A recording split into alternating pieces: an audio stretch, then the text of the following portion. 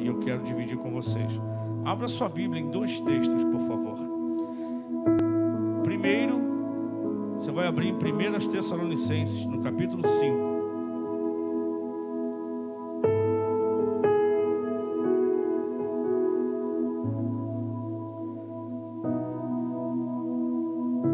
E depois você vai abrir em 2 Coríntios, capítulo 6.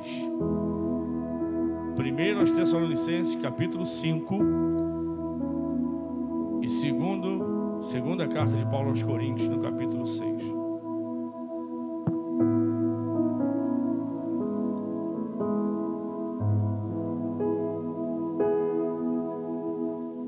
Depois que você arrumou esse solo, você deu folga para o nosso tecladista, viu? Primeiro, vamos ler em segunda carta de Paulo aos Tessalonicenses, capítulo 5, versículo 23, que diz assim: E o mesmo Deus de paz vos santifique em tudo, e todo o vosso espírito, alma e corpo sejam plenamente conservados e irrepreensíveis para a vinda de nosso Senhor Jesus Cristo. Repita comigo: e o mesmo Deus de paz vos santifique em tudo. Diga: o vosso espírito, alma e corpo plenamente conservados, irrepreensíveis para a vinda de nosso Senhor Jesus Cristo. Paulo fala de conservarmos ou sermos conservados pelo Espírito de Deus em santificação, corpo, alma e espírito. Agora vem comigo, segunda carta de Paulo aos Coríntios, capítulo 6.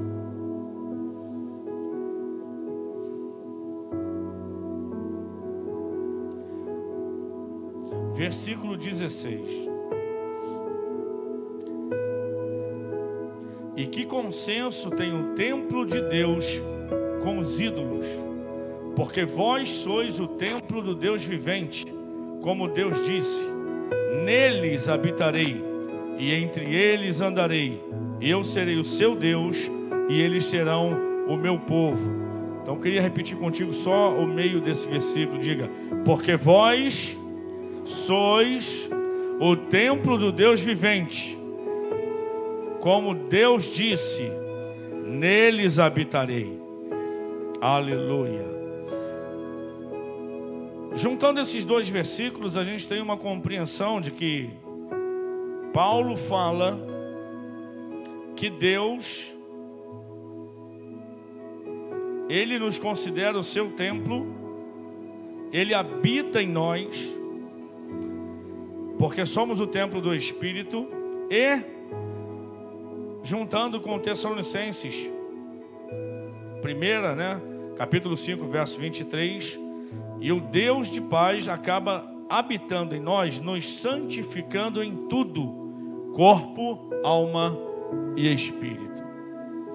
Quando a gente fala sobre a doutrina da santificação, que é uma doutrina que está dentro do que na teologia se chama soteriologia, que é a salvação. Quando a gente estuda sobre a salvação, o plano de Deus da salvação, a gente entende que como Deus é perfeito, como Ele é maravilhoso, como Ele é amoroso, porque o resumo de tudo, na verdade o resumo de toda a Bíblia está em João 3,16, porque Deus amou o mundo de tal maneira que deu o seu Filho unigênito para que todo aquele que nele crê não pereça, mas tenha vida eterna. O resumo da salvação de Deus é o amor. O resumo de todo o plano que Ele fez por nossa vida é simplesmente por amor. Não há outra explicação, não há outra justificativa. Na verdade, Deus tinha todos os motivos para não fazer o que Ele fez. Porque até mesmo nós, em sã consciência, a gente até aceita que alguém doe algo que é de valor para si, doe para alguém, quando esse alguém faz por merecer. É a justiça humana, o nosso senso de justiça, ele respalda isso. Não, eu vou fazer porque fulano merece. É uma recompensa por merecimento. Meu filho me obedece, por que não dar a ele um bom presente? Se ele se esforçou o ano inteiro para estudar e de repente passou de série no final do ano, por que não dar a ele, né, mesmo que me custe algo, um presente que lhe recompense, que mostre para ele, olha, parabéns, é esse o caminho. Continua me obedecendo que eu continuo te presenteando. Continue se esforçando que eu continue te dando o melhor. Esse é o nosso senso de justiça, né? Acontece que Deus, para nos amar, Ele abriu mão, em algum momento, da sua justiça. Porque por justiça, a humanidade, como estava completamente torta, afastada de Deus, Paulo vai dizer em Romanos 3:23, que todos nós havíamos pecado e estávamos por isso destituídos, desgarrados, alheios à glória de Deus. Isaías 59 diz que as mãos do Senhor, elas não estão encolhidas para que não possa salvar, nem os seus ouvidos estão agravados, tapados, para não nos ouvir, mas os nossos pecados é que fazem divisão entre nós e o nosso Deus. Então Deus, olhando para a humanidade, o salmista diz que ele não achou um justo sequer. Não tinha porquê, pela justiça, Deus entregar algo que era tão valioso para ele, por alguém que nem o conhecia e nem o queria conhecer. Porque era assim que a humanidade andava. A humanidade mergulhada no pecado, mesmo depois, né, do dilúvio, o pecado estava ali, não tem jeito, irmãos. Mesmo salvando 8 pessoas e toda a humanidade restante tendo sido destruída pelo dilúvio, o pecado era algo que já estava, né, no coração do homem. Ele voltou a se desenvolver com tranquilidade com o passar das gerações de Noé. Então, Deus tinha todo motivo para não fazer o que Ele fez, mas Ele fez por amor. Ele amou o mundo e decidiu dar o seu melhor.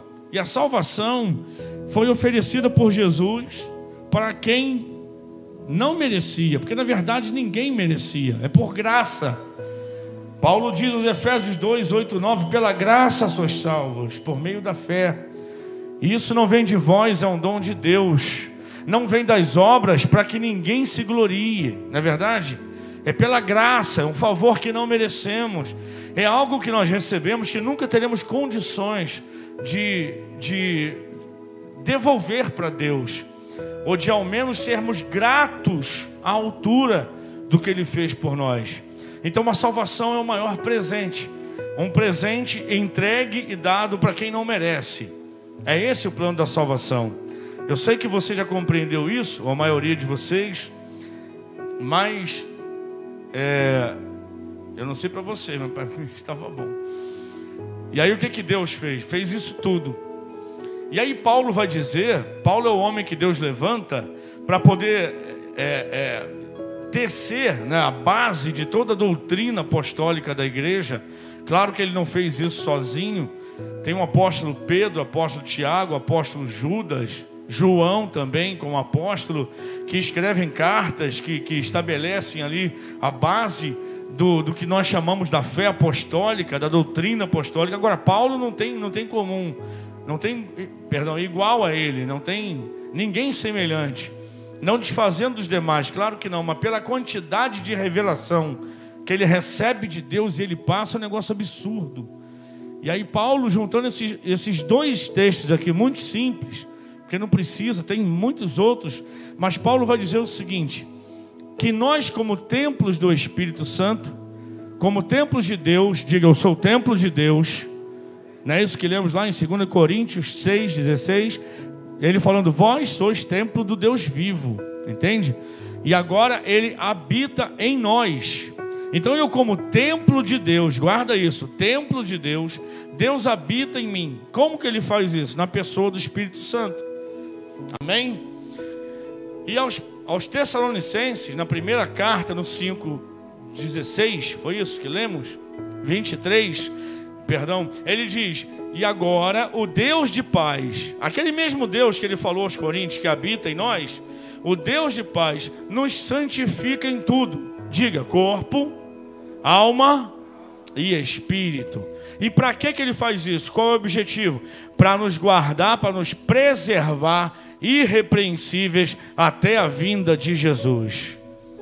Nós estamos falando do Espírito Santo o mês inteiro, e a minha vontade é não parar de falar nele até eu morrer, porque não existe a nossa dispensação sem a pessoa gloriosa do Espírito Santo, irmãos. Não existe. O que nós chamamos de dispensação, o que é uma dispensação? Um período de tempo, né, onde Deus se revela de maneira específica, particular à humanidade. E Ele vem fazendo isso ao longo de toda a história, desde o início.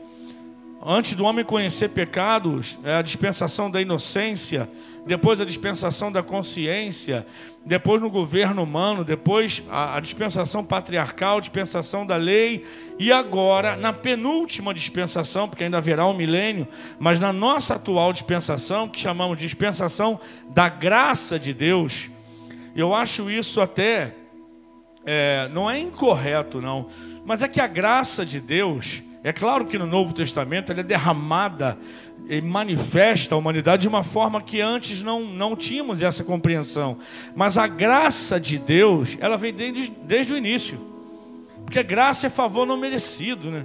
Tudo que Deus fez para preservar a humanidade, tudo que Deus fez para estabelecer o seu povo, tudo que Deus fez zelando pela sua palavra ao longo da história, foi por graça. Ou você acha que Adão mereceu, que Moisés mereceu, que Noé mereceu, que a família dele mereceu? A Bíblia diz, é só você voltar em Gênesis capítulo 7, que antes de Deus liberar o dilúvio, falou que Noé e sua família, Noé achou graça aos olhos do Senhor. Veja bem, a graça de Deus já estava lá.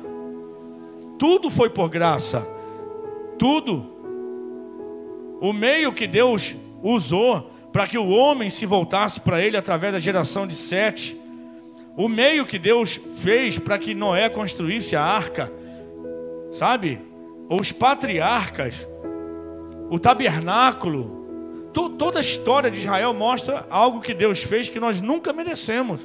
Sempre foi por graça. Então eu aceito, claro que a gente vive na dispensação da graça de Deus, mas ela seria muito mais corretamente chamada da dispensação da igreja, ou melhor ainda, dispensação do Espírito. Por que dispensação da igreja? Porque é o tempo da igreja cumprir a sua missão. Jesus, antes de subir, ele disse: edificarei a minha igreja e as portas do inferno não prevalecerão contra ela. Ele estabeleceu a igreja, ele é a pedra angular, ele é a pedra fundamental, onde as colunas foram os apóstolos e onde toda a estrutura, né, uma vez montada, aí Paulo diz: agora vocês vêm e edificam sobre ela. Jesus, a pedra, a rocha, as estruturas são os apóstolos, e agora cada um de nós desempenhando o seu ministério é como que levantando os tijolos, batendo a laje, fazendo os acabamentos, construindo o prédio, porque nós estamos envolvidos no que chamamos de obra de Deus, amém? E aí Paulo fala, só prestar atenção, em cuidado, cada um cuide da maneira como edifica sobre ele. Então veja bem, irmãos, dispensação do Espírito. Você pode dizer isso? Eu estou vivendo a dispensação do Espírito. Uma das grandes vantagens que o diabo pode levar sobre o mundo, e até sobre alguns crentes desavisados, é que o fato de estarmos vivendo na dispensação do Espírito e não entendermos ou não nos dispormos ao fluir do Espírito, a manifestação do Espírito, a manifestação dos dons do Espírito, da graça do Espírito, do clamor do Espírito, porque existe um clamor, e esse clamor do Espírito é através da igreja. Lá em Apocalipse 22 diz: o Espírito e a igreja dizem vem. E quem ouve, diga vem. E quem tem sede, venha e beba de graça da água da vida. Há um clamor do Espírito. E esse clamor do Espírito usa como instrumento a igreja. Se eu calar minha boca, por certo alguém clamará. Porque Jesus falou, olha, se eles se calarem, até as pedras clamarão. Bom, fazendo essa introdução, eu quero falar nessa noite sobre os 3 níveis de adoração. Eu estava pensando sobre essa palavra hoje, como eu disse, e aí só usei esses 2 textos, mas eu quero fazer uma comparação nessa noite com aquilo que Deus estabeleceu já no Antigo Testamento. Deus estabelece o tabernáculo com Moisés. O tabernáculo de Moisés, que depois passa por uma grande reformulação, digamos assim, né? No tabernáculo chamado tabernáculo de Davi. E depois é construído o templo de Salomão. Até chegar ao templo, a presença de Deus, o tabernáculo era o templo móvel, era o templo desmontável, né? Desde a visão que Deus deu a Moisés no alto do Sinai, Deus vai falando para ele como é que deveria ser o tabernáculo. Deus fala sobre todos os utensílios. Tem gente que fala assim: nossa, pastor, aquela leitura é um pouco cansativa, mas ela é muito instrutiva. No tabernáculo de Moisés, quando Deus mostra para ele tudo que ele deveria construir, né? Fala sobre o pátio, fala sobre as cortinas, fala sobre os utensílios, fala sobre a arca, fala sobre tudo que deveria ser construído. E cada coisa ali tem o seu simbolismo. Olha que coisa bonita que o Vinícius conseguiu para a gente, ó. Esse é o tabernáculo. Se você... Tem essa imagem só, né? Esse cara é muito bom. Gente, dá um aplauso a Jesus pela vida do Vinícius. Não, pelo amor de Deus. Chega, senão ele vai achar que é para ele. Não é não, rapaz, é para Jesus, tá? Tudo bem que eu combinei com ele com bastante antecedência. Antes de ler o texto, eu cheguei ali para ele e falei: arruma uma imagem do tabernáculo. Aleluia. Se você olhar ali no pátio, né, tem pouca coisa. O pátio externo tem ali o altar, né? E aí quando você entra pega a outra imagem. A outra imagem está menor, né? Está menor. Coisa boa. Olha o lugar santo. Volta lá no pátio, volta lá. Assim, beleza. Não, volta ali. Ali que coisa linda. No pátio você tem ali o altar, onde era feito o sacrifício, né? E aí no lugar santo, passa a outra imagem bonita que você botou aí. A outra. Isso, maravilha. No lugar santo, você tem ali, tem o candelabro, você tem a mesa da proposição, você tem a pia de bronze, né? E nesse lugar aí os sacerdotes, apenas eles transitavam. E aí tem o lugar santíssimo lá atrás, é claro que está sem o véu, para a gente poder ter uma ideia, né? O lugar santíssimo, ou Santo dos Santos, onde o sumo sacerdote ele entrava estrategicamente uma vez por ano. E lá dentro tinha a Arca da Aliança, a chamada Arca do Concerto. Então você tinha 3 ambientes. Voltando ali àquela imagem anterior, qualquer uma das anteriores, só para ver os 3 ambientes. Diga comigo: o átrio, o lugar santo e o lugar santíssimo. Paulo vem dizendo aos Tessalonicenses 5:23 que quando Deus vem habitar em nós somos o templo. Lembra que o tabernáculo, ele era o templo desmontável, porque a nuvem parava, eles paravam. E aí eles entendiam pelo parar da nuvem, quando ela ficava um determinado tempo, eles entendiam que era o momento de acampar ali. Então eles armavam toda essa estrutura e ficava o tempo que Deus determinava. Quando a nuvem se movia, e à noite a nuvem ela pegava um aspecto de coluna de fogo, né? Era uma coluna de fogo. Quando se movia, eles entendiam que era hora de desmontar o tabernáculo e seguir caminho. Isso tudo aconteceu durante toda a caminhada, durante toda a peregrinação, até que Israel se estabelecesse. Esse tabernáculo ele só foi substituído pela construção do templo, onde agora, nos dias de Salomão, tinha um templo fixo. Então o tabernáculo existia já apontando para o templo. E o templo ele seguia o mesmo padrão. 3 ambientes. Diga: o átrio, lugar santo e o lugar santíssimo. Aí Paulo vai dizer assim: você, Rafael, é templo do Espírito. Você sabe que você é templo de Deus.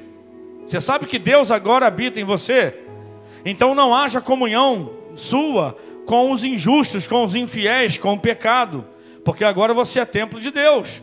Quem mais é templo de Deus aqui? Levante sua mão, diga: eu sou o templo de Deus, né? Porque o Espírito Santo, quando veio derramado sobre toda a igreja. Agora, quando eu creio em Cristo e eu confesso o senhorio de Cristo na minha vida, eu passo a ser templo de Deus.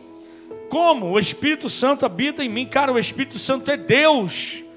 Igreja, eu sei que muitas pessoas ainda não, né, por aí não conseguem aceitar isso. É uma coisa tremenda, porque imagina você, quando eu falei que em plena dispensação do Espírito, se eu não tenho compreensão do querer e do agir do Espírito na minha vida nessa dispensação, eu simplesmente neutralizo. Meu Deus, se eu estou vivendo na dispensação do Espírito e eu não conheço o Espírito Santo, eu não faço ideia de quem é Ele, o dono da dispensação, o ator principal dessa dispensação, que é o Espírito e que atua na igreja, se eu o desconheço, se para mim ele não é Deus, se para mim ele não é uma pessoa, muito menos uma pessoa da Trindade Santa, se eu desconheço ele como alguém que existe e que quer habitar em mim, então eu estou fora de todo o plano de Deus para essa dispensação. É simples assim. Imagina quem viveu nos dias de Moisés e não acreditou, porque muitos foram esses, tá? Que não acreditavam na autoridade de Moisés como grande legislador, como grande líder. Ele desce do monte com umas tábuas ali, ficou 40 dias entalhando tábua. Quando ele desce, vem falar que Deus falou com ele. Que absurdo é esse? Muita gente não acreditava. E aí se rebelaram contra Moisés. Não foi uma, nem duas, nem três vezes, não. E por isso foram destruídos no deserto e não participaram do plano de Deus para aquela dispensação. Não foram introduzidos na terra prometida, na terra de Canaã. Da mesma forma, se estamos na dispensação do Espírito e desconhecermos ou não aceitarmos a existência do Espírito Santo como pessoa e como Deus, e qual é o querer dele para a nossa vida, a gente simplesmente está fora do que Deus quer fazer nessa dispensação. Quantos creem nisso e entenderam? Digam amém. Então, por isso, a mensagem de hoje é muito simples. É entendermos que, primeiro, eu sou o templo do Espírito. Agora não existe, nesses dias atuais, não existe nem o tabernáculo, que era o templo desmontável, e nem existe o próprio templo que Salomão construiu, que foi destruído, reconstruído, destruído de novo. Na destruição de Jerusalém, no ano 70 da nossa era. Acabou. Há um projeto, e há quem diga, inclusive, que já existe planta, material, e até algumas coisas já foram iniciadas na reconstrução do templo, que a gente acredita que será mesmo o auge dele durante a grande tribulação. Bom, mas hoje não existe. Quem é o templo de Deus hoje? Quem é o templo de Deus hoje? Onde é que Deus habita hoje? Onde é que o Espírito Santo se move hoje? É dentro dessa caixa de alvenaria? É debaixo desse teto quente de isopor? Não. Onde que Deus habita, irmão? Mostra para mim, onde é que Deus habita hoje? Onde é que Deus habita hoje? Nós somos templo do Deus vivo. O Espírito Santo habita em nós. Ele está em você. O Espírito Santo se move em você, até com gemidos. Pois é. Então ele está em nós. Fala para quem está do seu lado. O Espírito Santo se move em você. Ele está em você. E você é o templo do Deus vivo. E quando Deus vem habitar em nós, Paulo vai dizer que esse Deus santifica o nosso corpo, nossa alma e nosso espírito. Eu quero fazer uma comparação hoje do templo ou do tabernáculo com o atual templo. Ele tinha 3 divisões: o pátio, o lugar santo e o lugar santíssimo. E nós também temos 3 divisões: o corpo, a alma e o espírito. Falando sobre adoração, os 3 níveis da adoração. A nossa adoração, ela pode ser uma adoração que atinja o primeiro nível. A adoração no corpo. Se você falar assim, pastor, sempre será no corpo. Sim. Sempre será no corpo. Sempre terá que passar pelo corpo. Não dá para adorar a Deus se o meu corpo, se os meus sentidos não cooperarem com isso. Toda vez que a gente vai adorar a Deus, e por que nós adoramos a Deus? Porque nós queremos? Às vezes sim, às vezes não. A vontade nem é um atributo do corpo. Ela já vai para o segundo degrau, que é a alma. Vamos falar do corpo. O corpo pelos 5 sentidos. E defendendo também a ideia, né, por muitos já levantada há muito tempo, do 6º sentido, que é o sentido do movimento. O sentido do movimento. Então você tem a visão, você tem o olfato, o paladar, a audição, você tem o tato e você tem o movimento. Por isso que é importante a nossa fisiologia. Veja bem, muitas vezes você está numa situação ou atravessando algumas situações em que a adoração, ela pode e ela precisa muitas vezes começar no corpo. E às vezes o nosso corpo não quer. Eu fico olhando para a Bíblia em algumas situações em que essa barreira teve que ser vencida. Por que eu estou falando isso, irmãos? Porque nós estamos falando sobre o Espírito Santo, o fluir do Espírito Santo esse mês inteiro. Eu tenho sentido em meu coração algumas mudanças e algumas direções que Deus tem dado para a minha vida, mas eu ainda me sinto, eu estou sendo bem sincero, eu ainda me sinto ainda muito longe do que Deus quer que o adorador André entregue a Ele como adoração em todos os momentos. Você quer ver uma coisa? Muitas vezes nós dependemos de uma situação externa para poder decidir nos alegrar e entregar a nossa adoração a Deus. Isso não é legal. Não deveria ser assim. Porque Paulo mesmo vai dizer que nós não andamos pelo que vemos, nós andamos pela fé, né? Eu ando pela fé e não pela vista. Às vezes, nosso corpo está cansado. Nosso corpo está com calor. Nosso corpo está com frio. Nosso corpo está com fome, né? E aí nós temos pela Bíblia algumas armas muito poderosas para tomar o domínio do nosso corpo e falar, ei, peraí, no que diz respeito à adoração a Deus, Ele em primeiro lugar. Então o jejum, por exemplo, é uma forma da gente vencer a nós mesmos. Eu estava falando com um pastor aqui na igreja, no gabinete, esses dias, essa semana, e comentando com ele o que eu preguei aqui, acho que até no dia da conferência de adoração. Eu falei, rapaz, a gente se engana muito quando a gente pensa, por exemplo, que o jejum é uma arma para vencer o diabo. E o jejum, na verdade, é uma arma para vencer a nós mesmos. Porque Jesus, quando jejuou 40 dias e 40 noites, eu estou falando de Jesus. Não estou falando do André, estou falando de Jesus. Quando ele jejuou 40 dias e 40 noites, o diabo era para passar quilômetros de distância dele, então. Mas não, mesmo assim o diabo se aproxima e começa a tentá-lo na sua necessidade física. Porque depois de 40 dias e 40 noites, ele teve fome. E o diabo falou, se tu és filho de Deus, transforma essas pedras em pão. Você merece, você é capaz. Você está aqui jejuando esse tempo todo. Olha como que o diabo se aproximou de Jesus, rapaz. Mas Jesus não estava em jejum ainda? Estava, ele ainda não tinha comido, não. Porque o jejum é algo que a gente vence a nós mesmos. Nós temos 3 inimigos. 3 inimigos principais. Diga, eu mesmo, o mundo e o diabo. Você, pelo jejum, você vence a quem? A você mesmo. Se assume o controle e diz para o seu corpo, você pode estar com fome, pode estar com sede, pode estar com sono, mas eu decidi me consagrar ao meu Deus. Porque nós somos espírito que possuímos alma e habitamos no corpo. Então eu sou essencialmente espírito. Eu não posso ser guiado pelas vontades da minha carne, do meu corpo. No jejum, o espírito assume o domínio sobre alma e corpo. Quantos creem? Diga amém.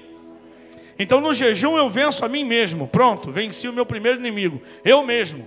E qual é a vitória que vence o mundo, diz a palavra? A nossa fé. Pela fé, por defender a minha fé, por não abrir mão da minha fé, eu venço o mundo. O que vier de proposta eu venço. Porque ninguém pode roubar o maior princípio que está estabelecido em mim pelo Espírito de Deus, que é a fé. E a fé vem inclusive pelo ouvir a palavra, né? E aí, como que eu venço o diabo? Pela palavra. Jesus venceu a si mesmo com o jejum. Jesus venceu o mundo com a fé, por ser fiel à missão que recebeu do Pai, não abrir mão dos seus princípios. E ele venceu as tentações do diabo no deserto pela palavra. Quando o diabo usou inclusive o Salmo 91, que todo mundo gosta de botar em cima da estante, falou: olha, se tu és filho de Deus, lance-te daqui abaixo, porque está escrito que ele dará ordem a teu respeito, para te guardar em todos os teus caminhos, para que não tropece com teu pé em pedra. Ele falou: mas também está escrito, não tentarás o Senhor teu Deus. Ele venceu pela palavra. Então diga: eu venço a mim mesmo pelo jejum. Eu venço o mundo com a minha fé. E eu venço o diabo com a palavra de Deus. Quando nós vivemos na dimensão do Espírito, nós entendemos hoje que estamos na dispensação do Espírito. E que se o Espírito de Deus habita em mim, eu sou templo de Deus. E no templo de Deus, que sou eu, sou imperfeito, irmãos. Até o templo que Salomão fez, lindo, lindo, lindo, coberto de ouro por dentro, em vários aspectos, completamente lindo, madeira de primeira, coberta de ouro e tal. Quantas vezes você vai ler no livro dos reis e dos crônicas, né, das crônicas, que reis de Israel, tementes a Deus, tiveram que reformar o templo, porque o templo precisa de reforma. Diga: eu sou o templo e eu preciso de reforma. Na verdade, eu ainda estou em construção. Entende isso? Glória a Deus. Adorar a Deus com o corpo. Quando eu olho para Atos 16, eu vejo Paulo e Silas presos no cárcere inferior em Filipos, porque pregavam a palavra de Deus. Eles estavam lá dentro. Primeiro foram presos, açoitados e amarrados com algemas e correntes, e lançados no cárcere inferior, presos, pelo que se diz, né, em troncos, com correntes, como se eles pudessem fugir dali, no cárcere inferior. Agora pensa comigo, nessa situação, açoitado, ferido, com o corpo sangrando, dentro de um cárcere amarrado com correntes. E uma vez eu disse aqui que o cárcere inferior é aquele que ficava mais baixo que os outros e recebia inclusive algumas excreções, os excrementos humanos dos outros presos, que por gravidade desciam. Bom, isso de acordo com alguns registros. E aí eles estavam lá naquela situação. Pensa comigo, você acha que o corpo deles queria? Você acha que eles tinham vigor físico para começar a adorar a Deus? Você acha mesmo? Corpo ferido, preso com corrente, dentro de um cárcere, fedendo, escuro, abandonados ali.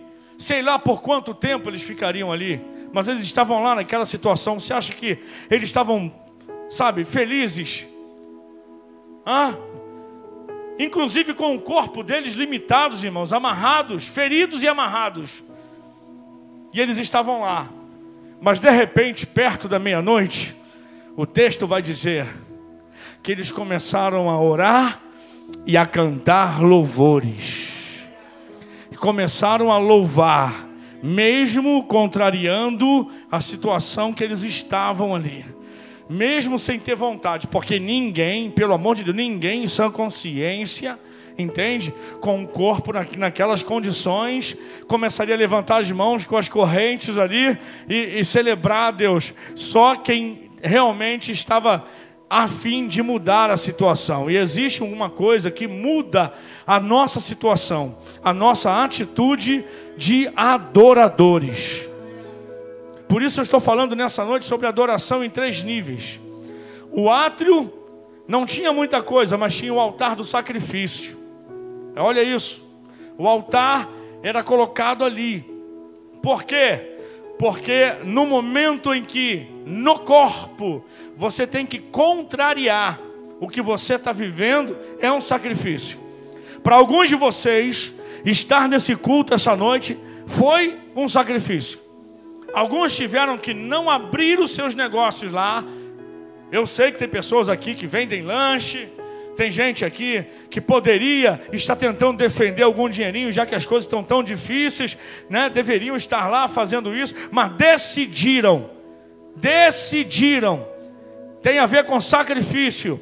Abriram mão para poder estar aqui. E eu sei que isso Deus está sabendo interpretar e receber nessa noite.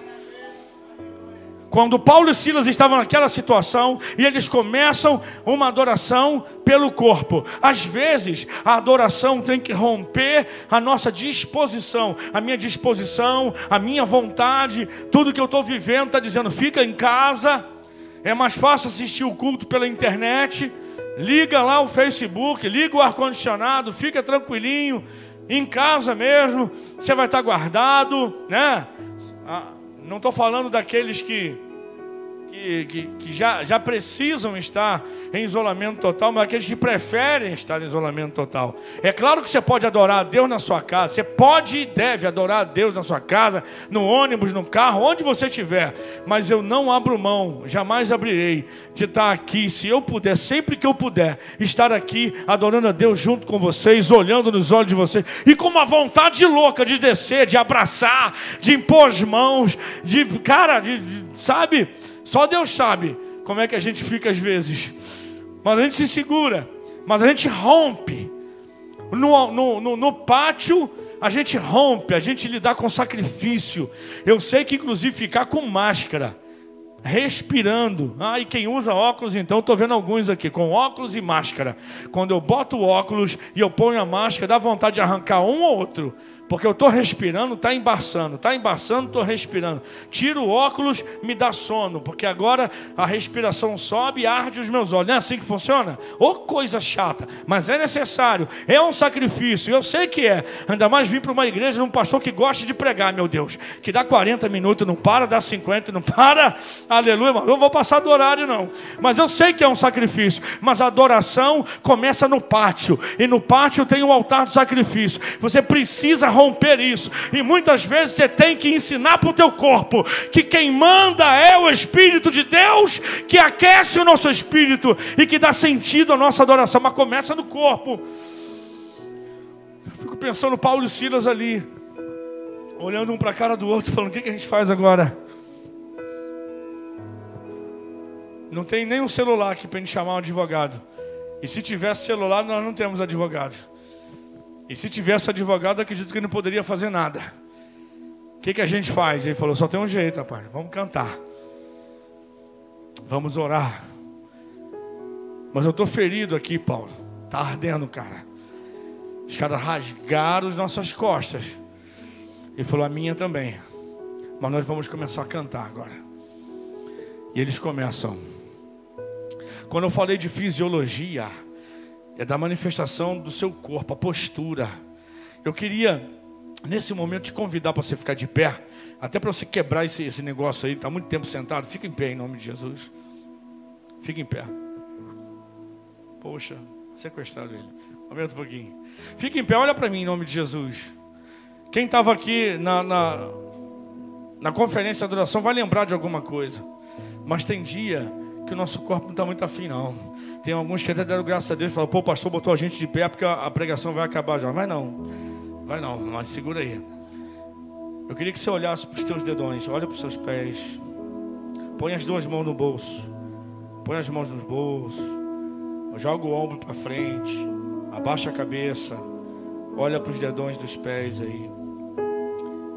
E diga com bastante ânimo, eu sou um vencedor. Com bastante ânimo, diga, eu sou um vencedor. Agora, para de olhar para os dedões. Olha para frente, olha para a cabeça do seu irmão que está na tua frente. Então olha aqui para o altar. Olha todo mundo aqui para o altar. Olha para esse nome bonito que está aqui, vinho novo. Olha aqui para o altar. Tira as mãos do bolso em nome de Jesus. Já abre as tuas mãos. Já fica um pouco mais. Enche o pulmão de ar, enche o peito de ar. Aleluia. Levanta a sua cabeça. Glória a Deus. Encheu o pulmão de ar. Agora diga, eu sou um vencedor. Ué, mas ficou mais forte? Ficou? Enche o pulmão de ar, diga, eu sou um vencedor. Diga, em Cristo Jesus, eu sou mais que vencedor. Aleluia. Você pode fazer isso mais forte? Diga, eu sou mais que vencedor. Olha para o seu irmão, bata no seu peito, então dá um tchauzinho para ele e fala, eu sou mais que vencedor em nome de Jesus. Olha para outro irmão, diga, eu sou mais que vencedor em Cristo Jesus. Irmãos, é diferente. O que mudou, pastor? Você parou de olhar para baixo? Você parou de comprimir o seu pulmão? Porque quando você joga os ombros para frente, você comprime o seu pulmão. Você parou de olhar para baixo com a mão no bolso, porque isso não é postura de quem quer dizer o que você quer. Se você quer dizer que você é um vencedor, você tem que ter postura de vencedor.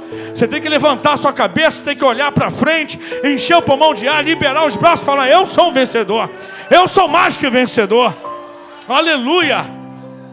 Porque às vezes o corpo não quer isso. Você está com o mesmo ânimo que você estava quando estava sentado há 2 minutos atrás? Claro que não. Quando você está sentado, você está relaxado. É tudo que o seu corpo quer, que o pastor acabe a pregação logo. Eu não vou te discriminar, não, eu sei como é que é. Eu fico muitas vezes no teu lugar, eu sei como é que é. Mas quando você levanta, já é outra postura. Você não está sentado, você não está prostrado, você está de pé. E agora está tudo favorável para você dizer o quê? Que eu sou mais que vencedor. Diga. Sabe o que acontece, irmãos? Paulo e Silas estavam ali e eles falavam, vamos ter que romper o primeiro nível da adoração. Qual é o primeiro nível? O nível do sacrifício. O corpo não quer, mas eu não sou carne, eu sou espírito. Diga, eu sou espírito que possuo uma alma e habito no corpo. Diga, isso aqui é minha casa e o meu espírito é a casa de Deus. Aleluia. E o que a gente vai começar a fazer? Você vai simplesmente dizer aleluia. Começa baixinho, começa médio, começa do jeito que você quiser, mas começa. E depois, quando eu der um comando, você vai aumentando mais um pouquinho. Aleluia. Aleluia. Imagina no dia que você está mal. Quem sabe esse dia hoje, que eu não sei. Sei como é que você está, não sei como é que foi tua semana. De repente tuas vendas foram horríveis. De repente a mensagem reincidente dessa semana não foi uma mensagem bíblica, foram as cartas de cobrança que você começou a receber, SMS, e-mail, WhatsApp. Agora os caras dominaram tudo, e aí começa a vir. Mas nesse momento você vai dizer para o teu corpo, eu decido adorar o meu Deus. Eu decido adorar o meu Deus. Eu começo a adorar a Deus do teu jeito. Se você consegue já falar em língua, você pode falar, senão tu começa com aleluia bem baixinho. E aí Paulo e Silas lá dentro da prisão vai dizendo aleluia, glória a Deus, glória a Deus. Está doendo, mas glória a Deus, glória a Deus, glória a Deus, glória a Deus. Isso, vai liberando a tua adoração ao Senhor. Põe o teu corpo para adorar a Deus. Você adora com a tua voz, você adora com os teus movimentos, você adora com os teus braços, você adora com os teus pés, você adora com o pulsar do teu coração. E vai dizendo aleluia. Não é a alma está dizendo não é fácil, mas você vai dizer aleluia. A tua vontade não é fazer isso, mas você põe o corpo para adorar a Deus. Já que você não sabe dançar como as meninas do Avante, você pode usar o teu corpo em movimento e dizer glória a Deus, glória a Deus, glória a Deus. Enche esse lugar de glória a Deus, de aleluia, de língua estranha. Oh, esse é o primeiro nível da adoração. Às vezes eu não estou afim, mas eu começo. Eu estou cansado, mas eu começo. Eu estava com cãibra nos dedos dos pés antes de subir esse altar, mas eu estou aqui. Eu comecei a adorar a Deus e vou dizer para o meu corpo, é um sacrifício, mas eu vou fazer. Eu entro no primeiro nível, eu entro no nível do átrio, eu entro no nível do pátio, e ninguém mais vai parar a minha adoração. Aleluia. Aleluia, aleluia. Você pode levantar a tua voz.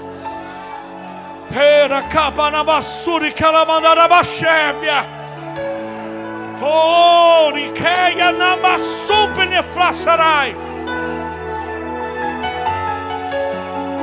Oracanto Kerria Manahasébia. Balança os teus braços de propósito. Aleluia, manifesta o seu movimento de adoração ao Senhor. Você está dizendo para o teu corpo, não é você que manda. Você está dizendo para o teu corpo, é eu que mando. Vamos adorar a Deus. Vamos adorar a Deus.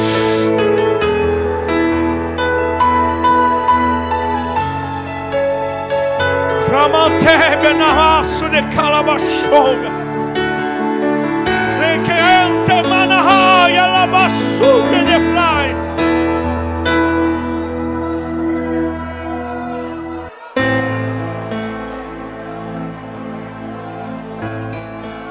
Glória, glória.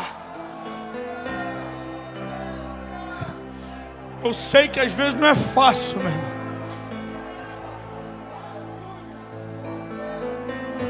Entra no pátio, onde está o altar do sacrifício.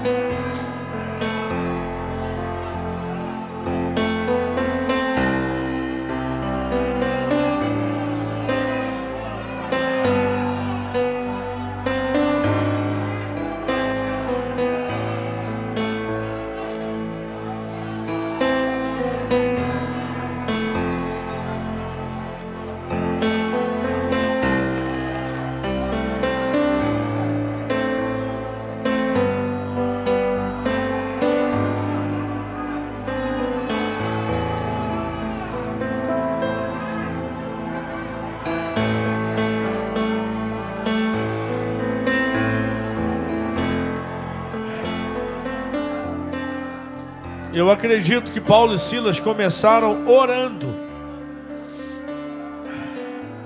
para depois eles começarem a louvar.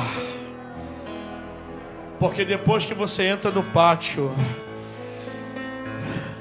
e entrega para Deus, começando pelo corpo mesmo, às vezes sem energia, aí o culto começa e você começa a se movimentar e começa a soltar a tua voz. Que quando não embargada pelos problemas, embargada pela máscara agora. Mas você vai. Mas depois que você rompe o primeiro nível, aí tu entra no nível 2. Aí você entra no lugar santo, onde tem a mesa dos pães da proposição. E aí você começa a se alimentar, pastor Marquinhos. Onde tem a pia de bronze, onde você lava as tuas mãos. Porque para entrar na presença de Deus, no lugar santo, você tem que estar com as mãos limpas, diz o salmista. Ele pede a Deus: lava as minhas mãos e também o meu coração. Porque quando você rompe com o corpo, você entra no nível, você traz a tua alma para adorar agora. E com a alma você entra no lugar santo. É, pastor, é. Quando você está com, sabe, a alma fala de sentimentos e de vontade.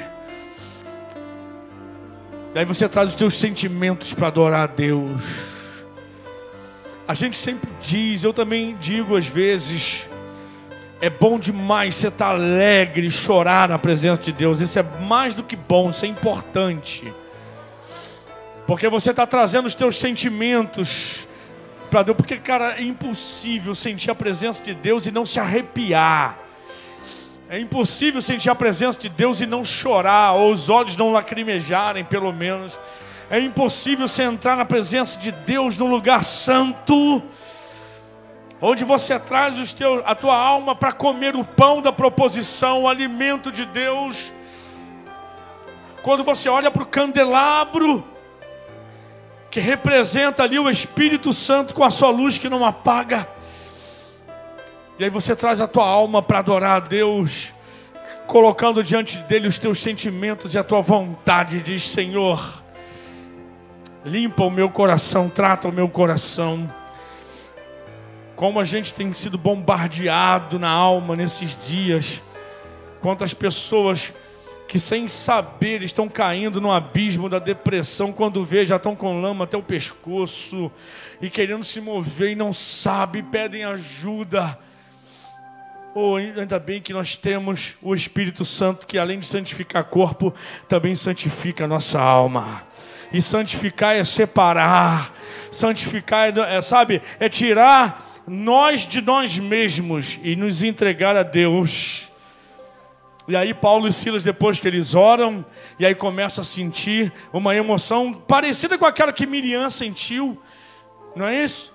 Quando eles atravessam o Mar Vermelho, e aí Miriam, ela pega o seu pandeiro, começa a dançar, bater o pandeiro e cantar um cântico ao Senhor. Depois que eles atravessam o Mar Vermelho e o exército de Faraó é destruído lá. Quando Paulo e Silas começam a orar e entram depois do pátio no lugar santo, é quando você entra com os teus sentimentos e Deus começa a tratar o teu coração. Enquanto a gente continua adorando, Deus está tratando corações e almas aqui nessa noite. Deus está tratando corações aqui. Eu queria te motivar para você continuar do ponto que nós paramos. Porque, irmãos, eu sinto Deus tocando em corações aqui essa noite. Aleluia. Continue com seu aleluia. Continue com seu glória a Deus. O fogo já acendeu. Entra agora no lugar santo. Entra agora no lugar santo.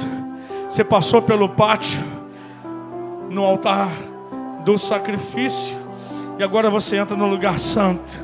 Olha o pão, alimenta a tua alma com o pão. Olha para o candelabro do Espírito.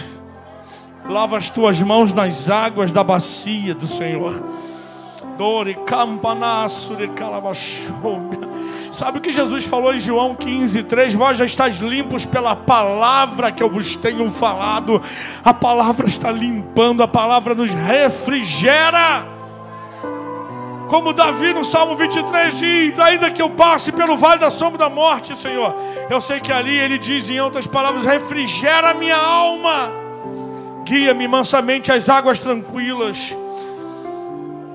Vamos adorar o Senhor mais um pouquinho. Você pode ir mais longe nessa noite.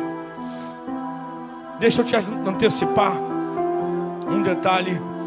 Às vezes a gente começa a adorar a Deus, sabe, irmãos, mesmo no cansaço, mesmo na fadiga física, a gente começa a adorar a Deus, a gente bate palma, né? A gente solta a voz, a gente mexe, cordas vocais, músculos da face, músculos do corpo, a gente bate palma, a gente rompe, fala: agora eu vou, agora eu vou. Aí tu entra no lugar santo, você entra com os teus sentimentos, você entra com as tuas emoções, você entra com a tua alma na presença de Deus. Você vê que tem gente que às vezes não consegue se conter. Mas pastor, isso é emoção. É claro, querido, é quando a gente mais do que o corpo já trouxe a alma para adorar a Deus. Infelizmente tem gente que só traz o corpo, tem palma, tem voz que sai, mas o coração não se rasga. Quando a gente traz a alma para adorar, a gente entra no lugar santo, a gente rasga a nossa alma. Pelo amor de Deus, rasgue a tua alma nessa noite antes desse culto acabar. Coloca da presença dele, lance sobre ele toda a vossa ansiedade, porque ele tem cuidado de vós, diz a palavra. E sabe o que acontece, irmãos? Depois, quando a gente entra na presença de Deus com o corpo e com a alma, só tem mais um nível. É o nível do lugar santíssimo. É o lugar onde está a arca do testemunho, a arca da presença. Oh, meu Deus! E dentro da arca tem o maná? Tem. Dentro da arca também durante um bom tempo ficou a vara de Arão? Sim. Mas dentro da arca também tinha a palavra rema. Sabe aquela palavra que você quer e que quando ela vem ela muda a tua vida? Sabe aquela palavra que vem como uma resposta de Deus para você? Está lá na arca. É a pedra do testemunho, está lá na arca do concerto. no lugar santo dos santos. Mas pastor, como é que eu vou entrar no lugar santo dos santos? É quando a sua adoração já entra no nível do espiritual. Você começou a bater palma, a cantar com a sua corda vocal, você entrou com os teus sentimentos e a tua alma toda. Agora você rompe o sobrenatural, você entra na presença do Deus Todo-Poderoso, e aí a arca do concerto se abre e a palavra rema pula para você, salta para você, e você sai daqui realmente transformado por aquela palavra, por aquele mover, por aquele Espírito. É adoração no nível do Espírito. Falando sobre Paulo e Silas, eles começam a orar ignorando a dor física. Eles começam a cantar quando eles rasgam as emoções diante de Deus. Aí depois eles entram no nível espiritual. Aí eles não participam de mais nada. Agora é Deus que faz. E sabe o que Deus fez? Quando a adoração deles entrou no nível profético, no nível do sobrenatural, a presença de Deus veio. E a presença de Deus, quando veio, trouxe um terremoto. E quando o terremoto de Deus veio, abriu as celas das prisões, arrebentou as correntes que os prendiam, e eles saíram dali e foram libertos. É o nível onde Deus age, porque eu entro adorando a Deus com o meu corpo, passando pelo pátio. Eu entro adorando a Deus com a minha alma, entrando no lugar santo. Mas quando eu adentro no lugar santíssimo, o santo dos santos, é onde a glória de Deus se manifesta, é onde Deus abre a arca, é onde a palavra rema de Deus vem para a minha vida, é onde o Espírito Santo me toma, é onde Deus me revela, é onde Deus fala comigo, onde as cadeias se rompem, as celas se abrem, o terremoto vem e a mudança de Deus acontece. Por que às vezes não rompe, pastor? Porque quem sabe a tua adoração só ficou no físico. Muito mal rabisca o teu emocional. Mas quando você entrar no Santo dos Santos, você vai ver o sobrenatural de Deus acontecer enquanto você adora. Eu creio que é nesse nível que Deus quer nos levar todas as vezes que nós decidirmos adorar a Ele. Você pode estar com o corpo cansado,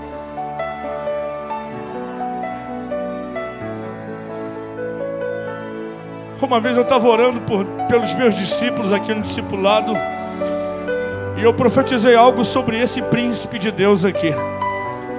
Eu falei: meu Deus, não é nenhuma vergonha não, o seu filho não corre da luta, ele não corre do trabalho, já se acidentou, já disseram que ele ficaria sem o movimento das pernas, o Senhor devolveu de uma perna, o Senhor curou ele, mas o cara carrega peso, o cara sobe em lugares perigosos, ele entra, ele sai, mas ele é um príncipe da tua casa. Eu profetizo coisa muito melhor para a vida desse homem de Deus.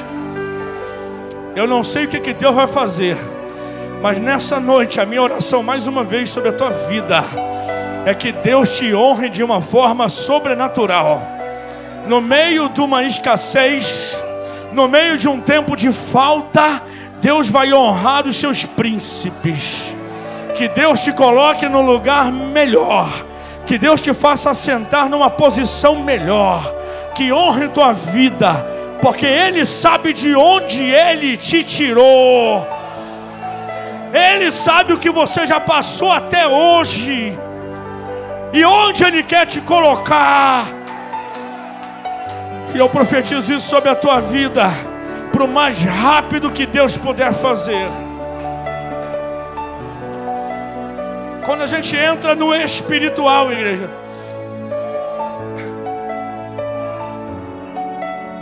é quando Deus vem. Sabe que às vezes tem dias que a gente fala assim: pô, parece que hoje o céu não abriu, parece que hoje Deus não estava a fim de operar. E na verdade é porque a gente não rompeu.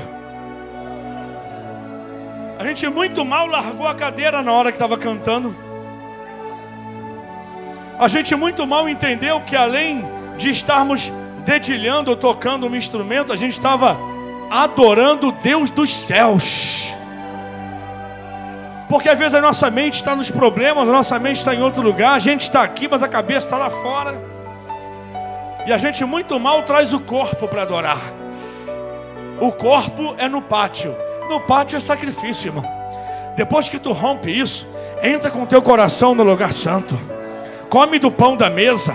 Lava a mão e o rosto e o corpo inteiro na água da bacia de bronze. Olha para o candelabro do Espírito e olha para trás da cortina e fala: eu sei que o Senhor está ali. É lá que eu quero chegar com a minha adoração. Porque quando você atravessar a cortina, aí é onde a arca do concerto está. É onde a revelação de Deus vem. É onde aquela palavra rema muda a tua história, como eu já te disse. E é onde a fumaça da glória de Deus te encobre. É lá. E quando a igreja entra lá, tudo acontece. Porque lá a gente não faz mais nada. A gente só se joga no chão. E aí quem faz é Deus. Agora eu tenho uma boa notícia para você. Não tem mais véu. Não tem mais véu. Não tem mais cortina. Não tem mais separação entre o santo e o santíssimo. Não tem.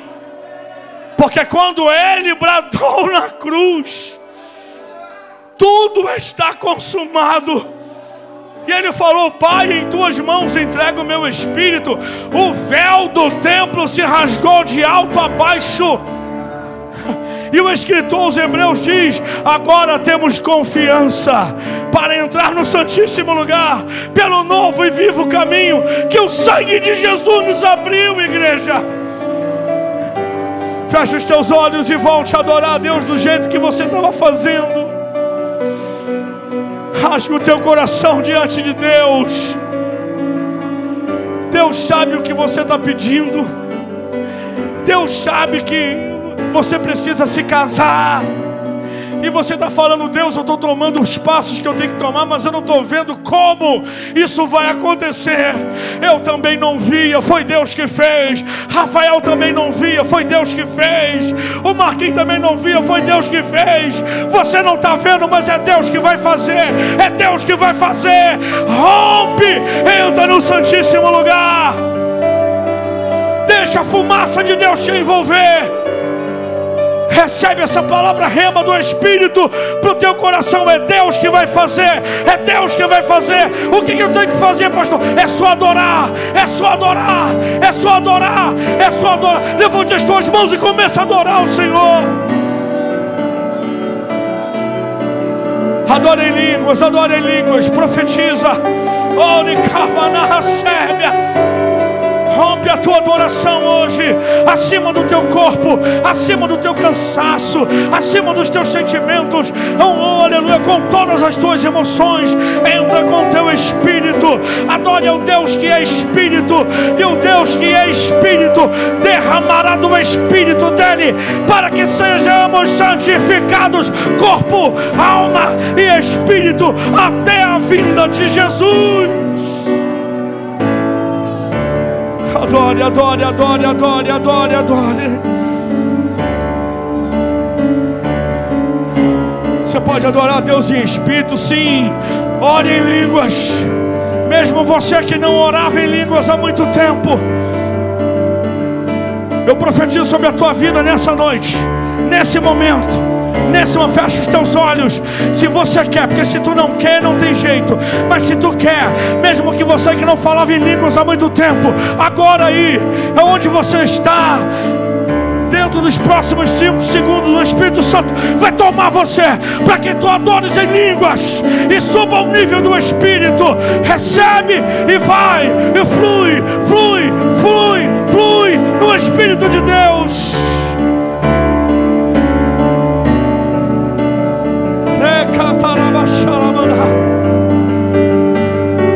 E aí no espiritual é Ele que faz. Esse é o terceiro nível da adoração. É a adoração profética. É a adoração que extravasa os céus físicos. É a adoração que sobe ao trono do Altíssimo. Ele está aqui, Ele habita em você. Então deixa fluir, deixa fluir.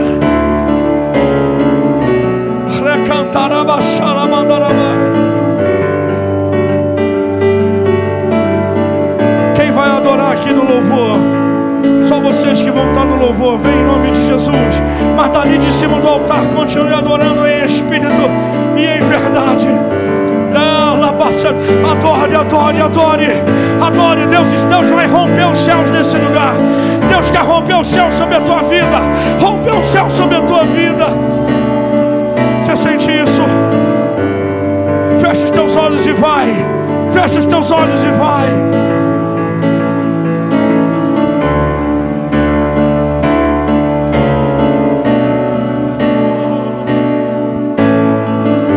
Não pare de adorar a igreja, não pare de adorar.